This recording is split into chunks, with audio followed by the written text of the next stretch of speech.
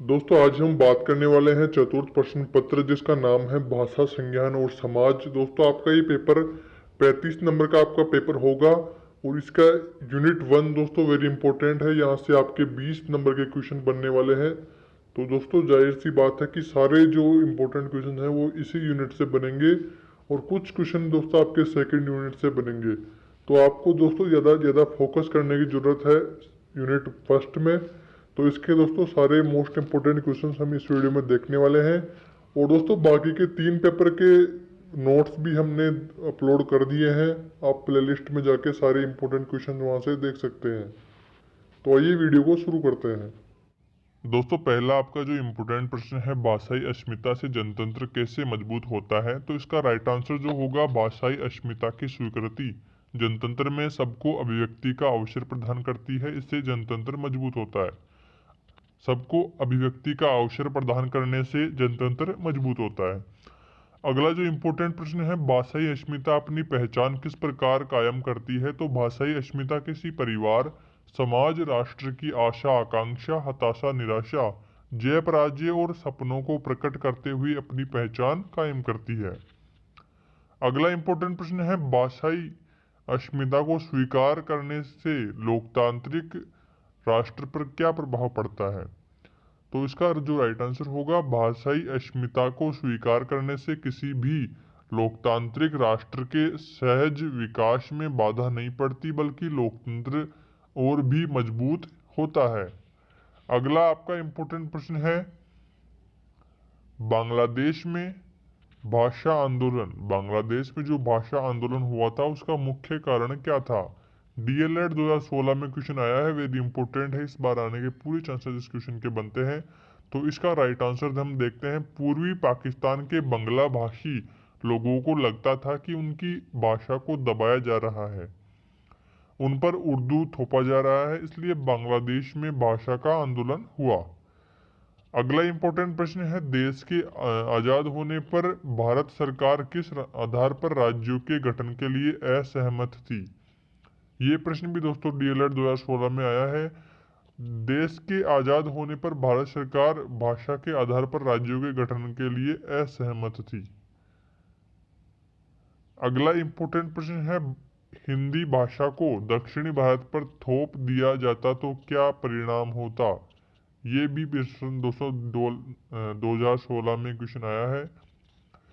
तो इसका जो राइट आंसर है हिंदी भाषा को दक्षिणी भारत पर थोप दिया जाता तो भारत की पूर्वी पाकिस्तान एवं उत्तरी श्रीलंका के समान गृह युद्ध में उलझकर बिखर जाता। अगला इंपॉर्टेंट प्रश्न है जीवन शैली पर धर्म के विकास में किसका जन्म होता है, तो इसका राइट आंसर हम देखते हैं हमारी जीवन शैली पर धर्म के प्रभाव के चलते अनेक मुहावरों, कहावतों, बिंबों, प्रतीकों और कथाओं का जन्म होता है। अगला इंपॉर्टेंट प्रश्न है काशी हिंदू विश्वविद्यालय में स्नातकोत्तर स्तर पर हिंदी की पढ़ाई किस सन में शुरू हुई, तो इसका राइट आंसर होगा काशी हिंदू विश्वविद्यालय में स्नातकोत्तर स्तर पर हिंदी की पढ़ाई 1923 ईस्वी में शुरू की गई थी। अगला इंपॉर्टेंट प्रश्न है भाषा किन विभाजनों की असमानता को दूर करने के लिए साधन के रूप में प्रयुक्त की जा सकती है, तो इसका राइट आंसर होगा भाषा जेंडर, जाति, धर्म, क्षेत्र, वर्ग, धर्म आदि विभाजनों के आधार पर होने वाली असमानता को दूर करने के साधन के रूप में प्रयुक्त की जा सकती है। अगला दोस्तों वेरी इंपॉर्टेंट प्रश्न है 1956 में श्रीलंका तत्कालीन नाम सिलोन में किस भाषा को देश की राजभाषा का दर्जा दिया गया था। डीएलएड 2017 में क्वेश्चन आया है दोस्तों, वेरी इंपॉर्टेंट। श्रीलंका में सिंहल भाषा को राजभाषा का दर्जा दिया गया। अगला इंपॉर्टेंट प्रश्न है भारतीय जनता द्वारा असहयोग आंदोलन कब और किसके विरुद्ध चलाया गया, तो इसका राइट आंसर होगा महात्मा गांधी के नेतृत्व में भारतीय जनता द्वारा असहयोग आंदोलन 1921 में ब्रिटिश सरकार के ब्रिटिश शासन के विरुद्ध चलाया गया था। अगला इम्पोर्टेंट प्रश्न हम देखते हैं कि भाषा का रिश्ता सामान्य रूप से किससे होता है। तो भाषा का रिश्ता जो है सामाजिक संरचना से होता है। जैसा हमारा समाज बोलता है तो समाज में जो अपने अभिव्यक्ति को प्रकट करने के लिए, अपने विचारों को प्रकट करने के लिए हम उसी प्रकार की भाषा का उपयोग करते हैं। अगला जो प्रश्न है इम्पोर्टेंट, भाषा क्या क्या दर्शाती है। तो भाषा किसी समाज में रहने वाले व्यक्तियों के आपसी रिश्तों को बयान करती है और तमाम तरह की सामाजिक आर्थिक ऊंच नीच को दर्शाती है। अगला इम्पोर्टेंट प्रश्न है बच्चों में भाषा सीखने की स्वाभाविक क्षमता के बारे में आपको बताना है। तो इसका राइट आंसर होगा हर बच्चा भाषा का एक सार्वभौमिक स्वरूप लेकर पैदा होता है। बच्चों में भाषा सीखने की जन्मजात क्षमता होती है और वे बिना किसी औपचारिक शिक्षण के स्वाभाविक रूप से अपने आसपास की भाषा सीख लेते हैं। उन्हें बस जरूरत होती है एक अनुकूल एवं उपयुक्त भाषाई माहौल की। वर्ग का बनना किस बात पर निर्भर करता है। तो इसका राइट आंसर हम देखेंगे कि वर्ग का बनना इस बात पर निर्भर करता है कि उत्पाद के साधनों पर किसका अधिकार है। उदाहरण के लिए शारीरिक श्रम करने वाले मजदूर वर्ग और जो दूसरों के श्रम को खरीदकर अपने हित में उपयोग करते हैं उन्हें बुर्जुआ वर्ग कहा जाता है। तो दोस्तों प्रश्न ऐसे भी आ सकता है कि बुर्जुआ वर्ग किसे कहते हैं। तो आपको थोड़ा सा ध्यान देना है यहाँ पे। अगला जो इम्पोर्टेंट प्रश्न है, कौन से दो वर्ग किसी समाज के पूरे समूह का प्रतिनिधित्व करते हैं। तो मजदूर वर्ग और बुर्जुआ वर्ग, ये दोनों किसी समाज के पूरे समूह का प्रतिनिधित्व करते हैं। अगला इम्पोर्टेंट प्रश्न है मजदूर वर्ग और बुर्जुआ वर्ग में अंतर क्या है। डीएलएड 2017 में क्वेश्चन आया है, वेरी इंपॉर्टेंट। इसका जो राइट आंसर होगा, जो लोग जीवन यापन के लिए शारीरिक श्रम पर निर्भर रहते हैं उन्हें मजदूर वर्ग या सर्वहारा वर्ग कहा जाता है। मजदूर को ही सर्वहारा कहते हैं। जबकि जो लोग दूसरों के श्रम को खरीदने और अपने हक में इसका उपयोग करते हैं वे बुर्जुआ वर्ग कहे जाते हैं। मजदूर वर्ग भाषा का उपयोग शोषण को समझने तथा उसका मुकाबला करने के लिए कर सकता है, जबकि बुर्जुआ वर्ग भाषा का उपयोग शोषण को सहज रूप से संभव बनाने के लिए करता है। अगला इम्पोर्टेंट प्रश्न है भाषा और लिपि में प्राचीन कौन है। तो भाषा और लिपि में प्राचीन भाषा है, क्योंकि लिपि का आविष्कार भाषा के बाद हुआ। पहले हमने बोलना सीखा फिर लिखना सीखा। तो दोस्तों भाषा और लिपि के बारे में आपको पूरी जानकारी होनी चाहिए। ये आपका जो यूनिट है वो भाषा और लिपि पर ही आधारित है। तो पूरी जानकारी आपको इसमें ले लेनी है। अगर आपके पास बुक है तो आप उसमें अच्छे से आप पढ़ सकते हैं। लिपि, अगला प्रश्न है लिपि किसे सुरक्षित रखने का साधन है। तो लिपि भाषा को सुरक्षित रखने का साधन है। डीएलएड 2016 में क्वेश्चन आया है। अगला इंपॉर्टेंट प्रश्न है भाषा एवं लिपि में संबंध प्राकृतिक है या मानवीय। अपने उत्तर की पुष्टि के लिए कोई एक तर्क दीजिए। तो इसका राइट आंसर होगा भाषा एवं लिपि के मध्य संबंध मानवीय है, क्योंकि हम एक भाषा के अनेक लिपियों में लिख सकते हैं तथा कि इसी प्रकार एक ही भाषा के वाक्य को अनेक लिपियों में लिखा जा सकता है। इसके मध्य कोई अनिवार्य संबंध नहीं है। अगला इंपॉर्टेंट प्रश्न है लिपि की आवश्यकता क्यों महसूस हुई। सभ्यता के विकास के साथ साथ मनुष्य के लिए अपने अपने भावों तथा विचारों को स्थायित्व देना, दूर दूर स्थित लोगों से संपर्क बनाए रखना तथा संदेशों और समाचारों के आदान प्रदान के लिए मौखिक भाषा के स्थान पर लिपि की आवश्यकता महसूस हुई। अगला इंपॉर्टेंट प्रश्न है ई व य प्रत्यय से बने दो दो शब्द स्त्रीलिंगवाची में लिखे। तो ई प्रत्यय स्त्रीवाची बोली में देखते हैं बोली, धमकी, चोटी, खोटी, टोपी। मतलब कि ई प्रत्यय होना चाहिए और स्त्रीवाची होना चाहिए।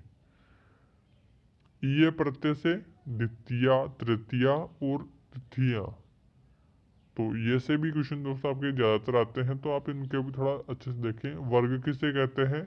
वेबर का कहना है कि वर्ग का निर्धारण शक्ति या प्रतिष्ठा से है। गिडेंस का मानना है कि वर्ग एक वृहत स्तर के लोगों का समूह है। यह प्रतिष्ठा समूह है, शक्ति व संपत्ति के उपयोग के आधार पर वर्ग बनाते हैं। अगला इंपॉर्टेंट प्रश्न है, समाज में वर्गों की भाषा कौन सी होती है? समाज में वर्गों की भाषा, तो इसका राइट आंसर होगा उच्च वर्ग वाले प्राय शिष्ट शुद्ध तत्सम शब्दों का प्रयोग करते हैं। मध्यम वर्ग वाले तद्भव सरल समासहीन भाषा का प्रयोग करते हैं, जबकि निम्न वर्ग वाले अशुद्ध कृत्रिम भाषा का प्रयोग करते हैं। अगला इंपॉर्टेंट प्रश्न है, लोकोक्ति किसे कहते हैं? दो लोकोक्तियां अर्थ सहित लिखिए। तो इसका राइट आंसर होगा वे कथन जो जनजीवन में दीर्घकालीन अनुभव के आधार पर किसी विशेष अर्थ और परिस्थिति में प्रयुक्त होते हैं, उन्हें लोकोक्ति कहा जाता है। इसका जो एग्जाम्पल है, अंधों में काना राजा, तो अयोग्यों में कम योग्य व्यक्ति आदर पाता है। अंधे के हाथ बटेर लगना, तो इसका जो अर्थ है अयोग्य का बड़ा लाभ। अगला प्रश्न है, मुहावरों से क्या आशय है? तो दो उदाहरण अर्थ देने हैं इसमें। तो इसका राइट आंसर होगा एक विशेष प्रकार का वाक्यांश जो लाक्षणिकता के आधार पर वाच्यार्थ से भिन्न अर्थ देता है, मुहावरा कहलाता है। उदाहरण पहला है इसका, नमक मिर्च लगाना, बढ़ चढ़कर बात करना। दूसरा उदाहरण है, सिर चढ़ाना, अत्यधिक महत्व बताना। अगला इंपॉर्टेंट प्रश्न है, जेंडरीकरण किसे कहा जाता है? तो इसका राइट आंसर जो होगा, जीवन में सेक्स की पहचान जन्म होते ही जननांगों को देखकर की जाती है। इसी पहचान से पुरुष और स्त्री की भूमिकाएं समाज द्वारा की जाती है। जन्म के समय से ही लड़के और लड़कियों को अलग अलग रूप में ढालने की जो सामाजिक व सांस्कृतिक प्रक्रिया होती है, उसे जेंडरीकरण कहा जाता है। इंपॉर्टेंट प्रश्न है, आप तो इसका अच्छे से इस बारे में जान लें। अगला इंपॉर्टेंट प्रश्न दोस्तों, भाषा के संदर्भ में अस्मिता से क्या अर्थ है स्पष्ट करना है। तो भाषा के अर्थ में अस्मिता का अर्थ है भाषा बोलने वालों की अपनी पहचान। भाषा की यही पहचान स्वतंत्र से भी जुड़ी है।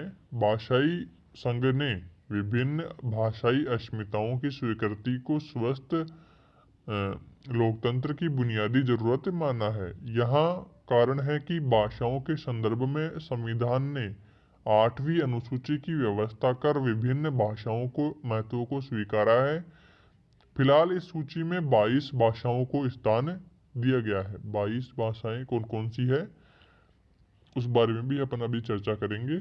समय समय पर यह सूची बढ़ती रही है, अर्थात सूची में नई नई भाषाएं शामिल होती रही है। वर्तमान में राजस्थान के विभिन्न क्षेत्रों से यह मांग उठाई जा रही है कि राजस्थानी भाषा को भी 8वीं अनुसूची में शामिल किया जाए। दोस्तों, भाषाएं 8वीं अनुसूची में शामिल किया गया है भाषाओं को, तो राजस्थानी भाषा को भी शामिल किया जाना चाहिए। यानी मसला यह है कि राजस्थानी भाषा की सांस्कृतिक अस्मिता स्वीकार हो।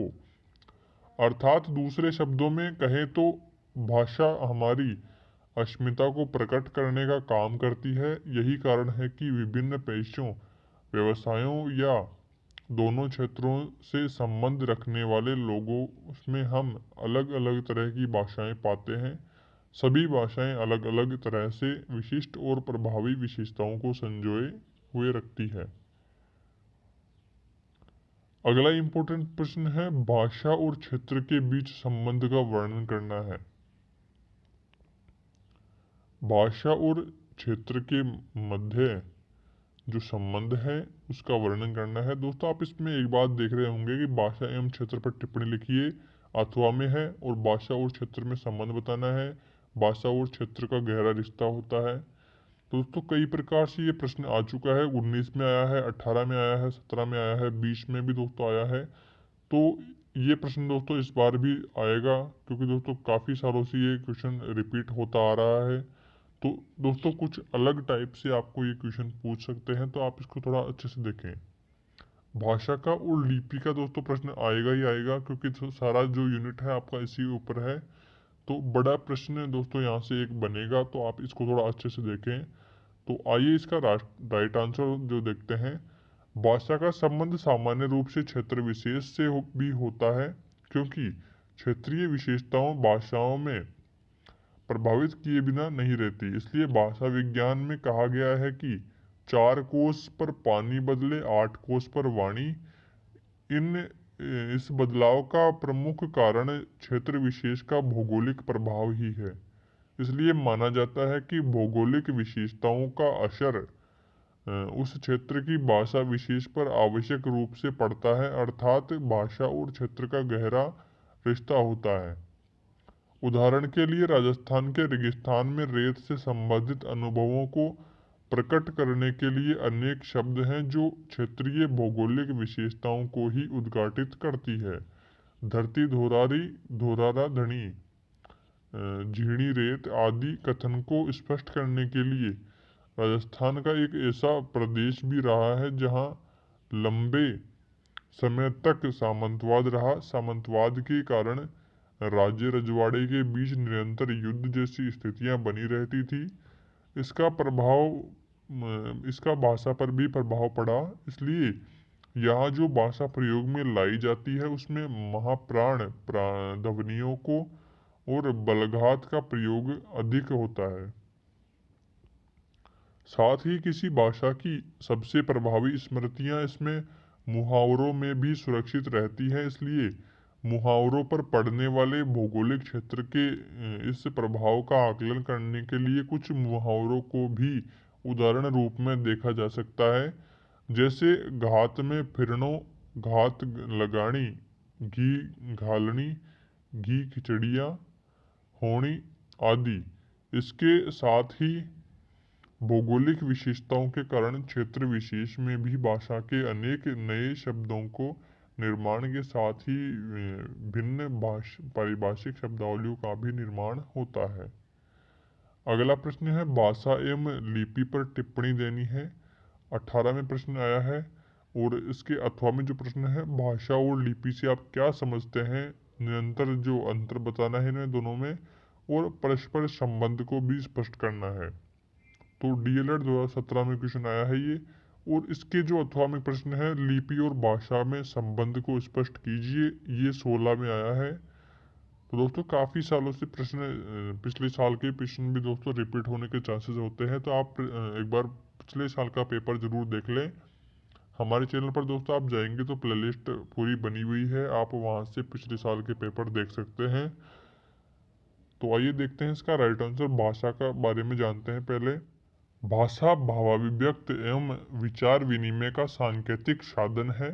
संसार के सभी प्राणी किसी न किसी रूप में अपने भावों की अभिव्यक्ति करते हैं, जिनका माध्यम शाब्दिक और अशाब्दिक रूप में सामने आता है।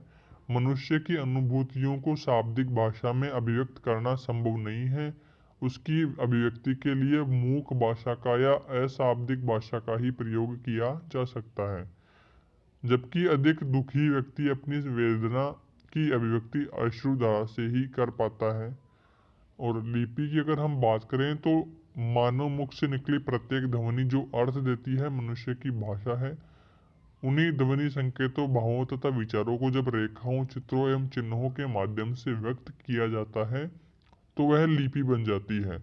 लिपि से तात्पर्य लिखित चिन्हों की उस व्यवस्था से है जिसके द्वारा भाषा को रूपायित किया जाता है, अर्थात अथवा आकार दिया जाता है। जब कहने वाला सामने होता है तो उसके विचारों को सुनकर उससे प्रत्यक्ष साक्षात्कार किया जाता है, किंतु जब बोलने वाला सामने नहीं होता तो उससे प्रत्यक्ष साक्षात्कार मुश्किल हो जाता है। इसलिए यह साक्षात्कार लिपि करवा देती है। लिपि ही वह एकमात्र साधन है जिसके माध्यम से हम किसी भी व्यक्ति का उसके विचारों के माध्यम से साक्षात्कार कर लेते हैं। इसे ऐसे भी कहते हैं कि भाषा को मात्र सुना जा सकता है, जबकि लिपि में अंकित भाषा को आंखों से देखकर पढ़ा जा सकता है। लिपि न्यूनाधिक स्थायी चिन्हों की प्रणाली या पद्धति होती है जो किसी बोली या कथन विशेष को इस प्रकार से प्रस्तुत करने के लिए प्रयुक्त होती है कि वक्ता की हस्तक्षेप के बिना लगभग वैसा ही पुनः प्राप्त किया जा सके। लिपि और भाषा में संबंध एवं अंतर की अब हम बात करते हैं। तो लिपि और भाषा दोनों अभिव्यक्ति की अलग अलग इकाइयां हैं। इस दृष्टि से इन दोनों का अलग अलग अस्तित्व है, फिर भी ये दोनों एक दूसरे की प्रतिबद्ध है। लिपि के बिना भाषा का अपना अस्तित्व हो सकता है, किंतु भाषा के बिना लिपि का कोई अस्तित्व नहीं है। लिपि का प्रमुख प्रयोजन भाषा को अंकित करना मात्र ही है, और भाषा की उत्पत्ति तुलना में लिपि की उत्पत्ति बहुत बाद की चीज है। भाषा का संबंध जीवन से है, जबकि लिपि का संबंध सभ्यता के भौतिक विकास से है। बिना लिपि के भी मनुष्य का काम चल सकता है, किंतु भाषा के बिना मनुष्य का काम नहीं चल सकता, क्योंकि बिना पढ़े लिखे लोग लिपि के स्थान पर भाषा के माध्यम से ही अपना काम सरलता से चला लेते हैं। जहाँ तक लिपि और भाषा के संबंध का सवाल है, इन दोनों में घनिष्ठ संबंध है, क्योंकि ये दोनों एक दूसरे के प्रतिबद्ध है, फिर भी दोनों को एक नहीं माना जा सकता। इसका मुख्य कारण है लिपि में ध्वनि के लिए लिखित प्रतीकों एवं संकेतों की व्यवस्था है। इसमें लिपि चिन्हों की संरचना विद्यमान रहती है, क्योंकि भाषा केवल ध्वनि प्रतीकों के माध्यम से ही अपना कार्य करती है। भाषा लिखित तथा मौखिक में प्रयुक्त ध्वनि चिन्हों के आधार पर भाव या धारणा है। जहाँ तक भाषा और लिपि में संबंध की अनिवार्यता का प्रश्न है, इसे संबंध की यही कहा जा सकता है कि भाषा और लिपि का संबंध अनिवार्य नहीं है, बल्कि मानवीय है। लिपि का प्रयोग भाषा के स्वरूप को स्थिर रखने में सहायक हो सकता है, किंतु इसके बिना भी भाषा पूर्ण होती है। भाषा अनेक लिपियों में पृथक पृथक रूप में लिखी जा सकती है, और प्रत्येक रूप में भाषा का वही रूप जीवित रहता है। अब देखते हैं भाषा और लिपि में समानताएं क्या है और असमानताएं, थोड़ा डिटेल में जानते हैं। भाषा और लिपि में समानताएं। पहली समानता है, भाषा और लिपि दोनों ही भावाभिव्यक्ति का साधन है, अपने विचारों को प्रकट करने का साधन है। नंबर 2 पर है, दोनों के लिए व्यक्त ध्वनि संकेतों का व्यवहार होता है। नंबर 3 पर है, दोनों को ही मानव के भौतिक एवं आध्यात्मिक विकास में उपयोगी भूमिका होती है, या इस रूप में लिपि की भूमिका अधिक व अमर होती है। भाषा व लिपि में असमानताएं। पहली असमानता की बात करें हम, तो भाषा तो उच्चारित ध्वनि संकेतों का स्वरूप है, जबकि लिपि जो है लिखित संकेतों का स्वरूप है। नंबर 2 पर है, भाषा श्रव्य होने के कारण वर्तमान काल व वर्तमान स्थान की सीमाओं में ही रहती है, जबकि लिपि वर्तमान काल तथा वर्तमान काल की सीमाओं से लेकर अनंत काल और असीमित स्थान तक रह सकती है। नंबर 3 पर है, भाषा का संबंध स्वर, यंत्र, मुख और कर्णेंद्रिय से है, जबकि लिपि का संबंध हस्त क्रिया व नेत्रेंद्रिय से है। इसलिए भाषा का गुण श्रव्य है, जबकि लिपि का गुण दृश्य है। नंबर 4 पर है, भाषा अनेक ध्वनियों की समष्टि स्थित है, जबकि लिपि उस उक्त समष्टि से है।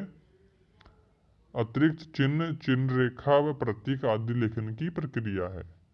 नंबर 5 की हम बात करें, तो भाषा के साधन ओष्ठ, दंत, तालु, मूर्धा, कंठ, स्वर तंत्र आदि हैं, पर किस लिपि के साधन समाज, लिपि के साधन कागज, कपड़ा, हाथ, लकड़ी, पत्थर, लेखनी, छेनी आदि हैं।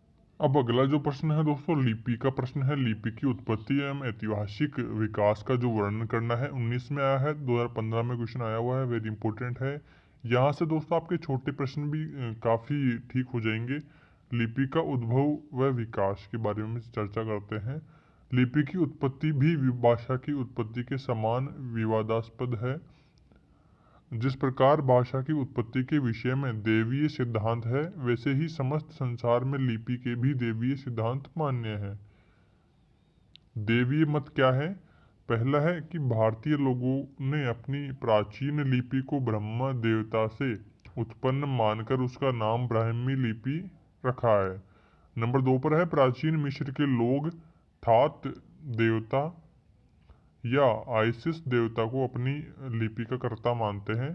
नंबर 3 पर है यूनानी लोगों की मान्यता है कि पौराणिक पुरुष हर्मीस या पेलमिड्स या प्रामेथ्यूस या फिर ओरिथ तथा लिनोज आदि ने अपनी जो लिपि का निर्माण किया। नंबर 4 पर है बेबीलोनिया के लोग नेबो देवता को बेबीलोनियन लिपि का वर्णकर्ता मानते हैं।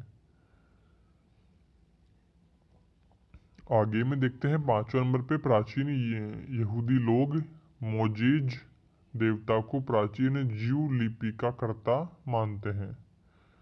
समीक्षा की हम बात करें तो वस्तुतः ये विश्वास इस निष्ठा पर आधारित है कि प्रत्येक लिपि का कर्ता ईश्वर या देवता है।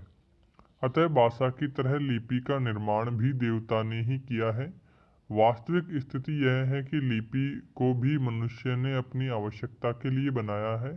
इसके निर्माण में किसी एक व्यक्ति का हाथ न होकर अनेक व्यक्तियों का समाज का हाथ होता है। सही है। आज भी अशिक्षित व्यक्ति किसी बात को स्मरण करने के लिए अंगूठे में गांठ बांध लेते हैं। दूध आदि के हिसाब के लिए अंगुलियों के खड़े आधार के समान किलो आदि की रेखाएं बना लेते हैं। इसी प्रकार मनुष्य को अपनी आवश्यकता के अनुसार रेखाचित्र आदि बनाकर लिपि का निर्माण किया। आज चीन की तो समस्त भाषा ही चित्रलिपि में लिखी जाती है। प्राय प्रत्येक लिपि में रेखाओं या चित्रों की प्रमुखता होती है। लिपि का विकास कैसे हुआ कि यह माना जाता है कि आदिकाल में लिपि का प्रारंभ धार्मिक देवता का प्रतीक चिन्ह, दूसरा है जादू टोने के लिए रेखाओं का अंकन, तीसरा है अपनी आसपास की वस्तुओं का चित्रण, चौथा है एकांत गुफाओं में सौंदर्य के लिए जीव जंतु या वृक्ष आदि का चित्रण, 5वें नंबर पर है स्मरण रखने की रेखाएं आदि बनाना आदि विविध कार्यों से लिपि का उद्भव व उसके विविध ध्वनि प्रतीकों का विकास हुआ। यदि यही विकास आगे चलकर लिपि रूप में सामने आया। वर्तमान काल में जो पुरातात्विक सामग्री मिलती है उससे विद्वानों का अनुमान है कि ईसा पूर्व 10,000 वर्ष से ईसा पूर्व 4200 वर्ष के मध्य 6,000 वर्षों में लिपि का विकास हुआ है। ये 6,000 वर्ष लिपि के प्रारंभिक विकास के हैं। संसार में जो प्राचीन लिपियां प्राप्त हुई है उन्हें विकास क्रम की दृष्टि से निम्नलिखित क्रम में रखा जाता है। पहला है चित्रलिपि, दूसरा सूत्र लिपि, तीसरा है प्रतीकात्मक लिपि, चौथा है भाव मूलक लिपि और पांचवा है भाव ध्वनि मूलक लिपि और छठा है ध्वनि मूलक लिपि। दोस्तों सारी लिपियों की हम बात करेंगे। निबंधात्मक प्रश्न आपका होने वाला है और इससे दोस्तों आपके काफी प्रश्न ठीक हो जाएंगे। नंबर 1 पर है चित्रलिपि। तो आदि मनुष्य के पास घर आदि कृत्रिम आश्रय की व्यवस्था नहीं थी, वह भी गुफाओं आदि में रहता था। अत्यंत प्राचीन काल की गुफाओं की खोज से पता चलता है कि उनकी दीवारों पर मनुष्य, पशु, पक्षी, वृक्ष, बेल आदि के चित्र बने हुए होते हैं। इसके दो अर्थ हो सकते हैं। पहला कि मनुष्य के प्राकृतिक सौंदर्य के चित्रण द्वारा गुफा सौंदर्य के लिए ये चित्र बनाए, या फिर दूसरा है कि आदि मनुष्य ने आवश्यकतावश अपने मनोभावों के चित्रण के लिए इन चित्रों द्वारा उन्हें लिपिबद्ध किया। चूंकि सभी लिपियों के मूल में प्राय चित्र निर्माण की परंपरा रही है, इससे अनुमान होता है कि लिपि का निर्माण इन्हीं चित्रों से प्रारंभ हुआ। इन्हीं से लिपि का विकास हुआ। उदाहरणार्थ अमेरिका के आदिवासियों की जो चित्रलिपि प्राप्त हुई है वह एक परिपूर्ण चित्र के समान है। इस चित्र में विविध आकृतियां बनी हैं। इसमें से एक का विवरण निम्नांकित है। इस चित्र के ऊपर एक चित्र है जिससे पता चलता है कि वह गोरे लोगों के आने का प्रतीक है। इसके नीचे 8 बंदूकें तथा 8 सैनिकों के चित्र क्रमशः बने हैं। इसी के दाहिनी ओर एक चित्र चिन्ह है जो शिविर का प्रतीक है। इसके नीचे 2 आदिवासी, एक अफसर तथा 5 सैनिकों के चित्र हैं। इनके शिविर में भी 2 चित्र हैं। इस अफसर के चित्र के नीचे मुर्गी व कछुए के चित्र हैं। सबसे ऊपर बाज का चित्र है। इस प्रकार इस चित्र से ज्ञात होता है कि अपनी सुरक्षा की सुव्यवस्था का प्रदर्शन इस चित्रलिपि में विद्यमान है। इसका अर्थ है कि गोरे लोगों ने अपनी सुरक्षा के लिए अफसरों और सिपाहियों ने शस्त्रों और भोजन की व्यवस्था कर ली है। अमेरिका में और चित्र मिले हैं जिनमें लेखन या चित्र निर्माण के लिए खाल, फर आदि का भी प्रयोग किया जाता था। इन चित्रों को अपनी सुविधानुसार कहीं भी भेजा जा सकता था। इसकी जो समीक्षा करते हैं हम, इस लिपि में अनेक कठिनाइयाँ थी। इसमें पहली कठिनाई है कि पृथक पृथक व्यक्तियों के चित्र न बनने से मनुष्य का तो बोध हो जाता था, पर राम, श्याम आदि व्यक्तियों का बोध नहीं होता था। नंबर 2 पर है, इसमें स्थूल चित्रण तो था पर मनोभाव आदि का चित्रण नहीं हो पाता था। नंबर 3 पर ही ये चित्र जल्दी नहीं बनाए जा सकते थे, बहुत ज़्यादा समय लगता था इसमें बनाने में। नंबर 4 पर है, चित्र बनाने में असमर्थ लोग इसका प्रयोग नहीं कर सकते थे। 5वें नंबर पर है, काल आदि के भावों का चित्रण भी इससे नहीं हो पाता था। कहा जाता है कि यह चित्रलिपि आगे चलकर प्रतीकात्मक हो गई। इससे पहले चित्र बड़े होते होंगे, फिर उनसे छोटे संक्षिप्त चित्र बनने होंगे, फिर वे किसी रेखा के रूप में रह गए प्रतीक बन गए होंगे। नंबर 2 पर है, सूत्रलिपि। लिपि विकास की अगली पीढ़ी सूत्रलिपि है। आज भी यह परंपरा के रूप में गाँव में सुरक्षित है। गाँव में आज भी किसी बात या संदेश को याद करने के लिए अंगोछे आदि वस्त्र में गांठ बांध लेते हैं। बाद में गांठ देखते ही वह बात याद आ जाती है। इस प्रक्रिया में वर्ष गांठ में परिवार के लोग एक स्थायी धागा रखकर प्रत्येक वर्ष की समाप्ति पर एक गांठ लगाते जाते हैं। जितनी गांठ उसे धागे में होगी वह उतनी ही वर्ष का माना जाएगा। दक्षिणी अमेरिका के पेरू की क्विकू नामक सूत्रलिपि प्राप्त है, जिससे यह बड़ी रस्सी में अनेक छोटी छोटी रस्सियां लटकती हुई दिखती है। ये रस्सियां सेना का वर्णन प्रस्तुत करती है। समीक्षा इसकी देखते हैं कि चित्रलिपि की कठिनाइयों के समान इनमें भी कठिनाइयां हैं। इससे सूक्ष्म भावों की अभिव्यक्ति नहीं हो सकती है। यहाँ हाँ, केवल कुछ स्थूल बातें ही समझ में आती है, स्मरणार्थ बनाई जा सकती है।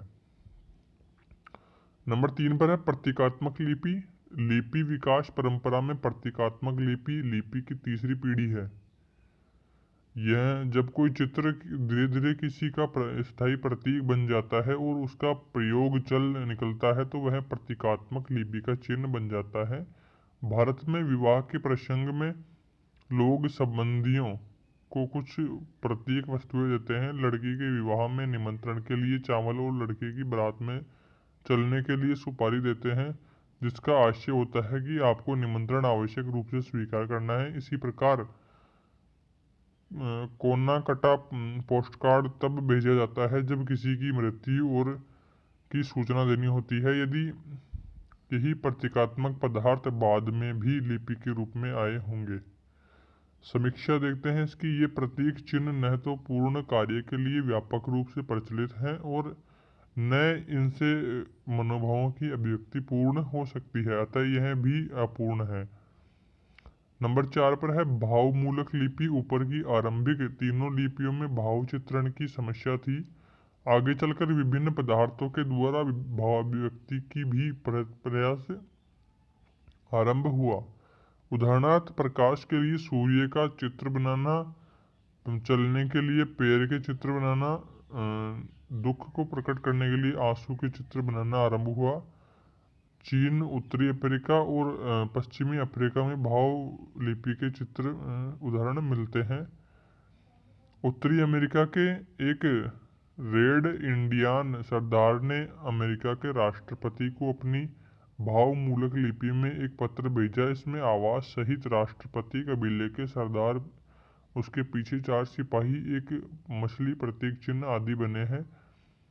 सरदार का हाथ आगे की ओर बढ़ा है। इस भावलिपि का पढ़ा जाता है। मैं गरुड़ चिन्ह, कबीले का सरदार, मेरे सिपाही, मत्स्य चिन्ह, कबीले का एक व्यक्ति, और एक अज्ञात चिन्ह, कबीले का मुझसे अधिक बलवान सरदार एकत्र है और आपसे मैत्री संबंध स्थापित करना चाहते हैं। आपसे सभी बातों में मत समानता है। हमारे 3 सिपाही आपके तौर तरीके अपनाने को तैयार हैं। यह लिपि अन्य पूर्ववर्ती तीनों लिपियों से अधिक विकसित है। चीनी लिपि के अनेक चिन्ह इसी प्रकार के हैं। नंबर 5 पर है भाव ध्वनि मूलक लिपि। इस लिपि में 2 विशेषताएं हैं। इसके कुछ चिन्ह भाव की अभिव्यक्ति करते हैं तथा कुछ चिन्ह ध्वनियों की अभिव्यक्ति करते हैं। वर्तमान चीनी लिपि भी कुछ इसी तरह की है। कुछ अध्येता सिंधु घाटी लिपि को भी भाव ध्वनि मूलक लिपि मानते हैं। नंबर 6 पर है ध्वनि मूलक लिपि। ध्वनि मूलक लिपि में चिन्ह किसी न किसी मुखोच्चारित ध्वनि को प्रकट करते हैं। इसमें कुछ भी लिखा जा सकता है। देवनागरी लिपि, अरबी और अंग्रेजी जैसी लिपियां मूलतः ध्वनि मूलक हैं। इनसे एक एक ध्वनि वर्ण का लेखन होता है।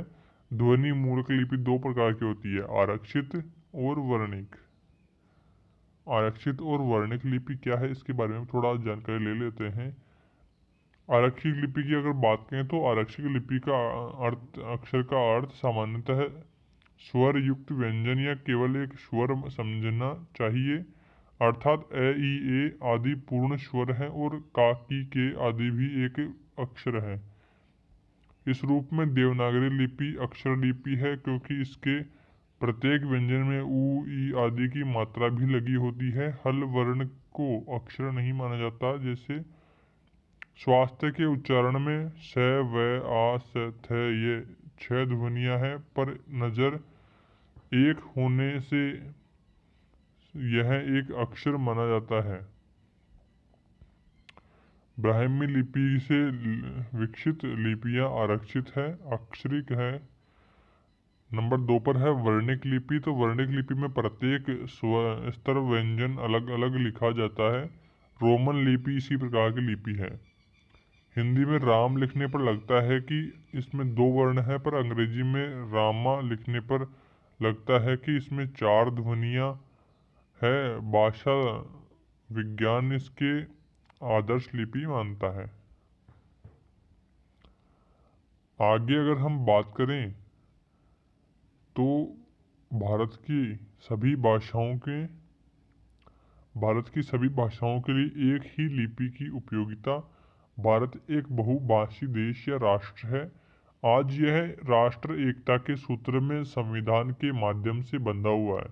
इस राष्ट्र की राष्ट्रभाषा हिंदी है, जो सामान्यतः केंद्र व राज्य संबंधों के व्यवहार के लिए आवश्यक माध्यम है। हमारे देश की अधिकांश प्रादेशिक भाषाओं को अपनी अपनी लिपियां हैं। कुछ तो देवनागरी से विकसित है और कुछ को स्वतंत्र रूप है। जिस प्रकार हमने आज़ादी के बाद हिंदी को राष्ट्रभाषा माना है, उसे संपर्क का माध्यम भी स्वीकार किया गया है। इसी प्रकार समस्त देश की भाषाओं के लिए यदि एक ही लिपि, मुख्यतः देवनागरी लिपि स्वीकार कर ली जाए तो इससे न केवल एक सूत्रता में वृद्धि होगी बल्कि दूसरी भाषाओं को सीखने की सुविधा भी हो जाएगी। उदाहरणार्थ, यदि तमिल भाषा की लिपि देवनागरी हो तो समस्त उत्तर भारत के लोग तमिल सीखने में आसानी अनुभव करेंगे। असल में दूसरी भाषा को सीखने में सबसे बड़ी बाधा लिपि भेद ही है। अतः यदि लिपि भेद को हटा दिया जाए तो व्यापक भावात्मक एकता उत्पन्न होगी। आज तो उत्तर दक्षिण व हिंदी अंग्रेजी विवाद है, वह सुलझ जाएगा। इससे सभी भाषाएं समग्र होगी व आदान प्रदान का स्वरूप बढ़ेगा। प्रत्येक भाषा की अपनी कमियां दूर करने का एक माध्यम मिलेगा। जैसे हिंदी में अंग्रेजी को अत्यंत सशक्त कर लिया है। इस प्रकार कहा जा सकता है कि सभी भाषाओं के लिए एक लिपि का प्रयोग बहुत ही उपयोगी है। तो दोस्तों ये थे सारे जो मोस्ट इम्पोर्टेंट क्वेश्चन इस यूनिट से बनने वाले हैं। वीडियो को लाइक कर दें, शेयर कर दें और चैनल पर नए हैं तो सब्सक्राइब कर दें। हमारे चैनल पर दोस्तों BSTC से रिलेटेड हर प्रकार की अपडेट्स आपको मिलती रहेंगी, तो चैनल को सब्सक्राइब जरूर कर दें।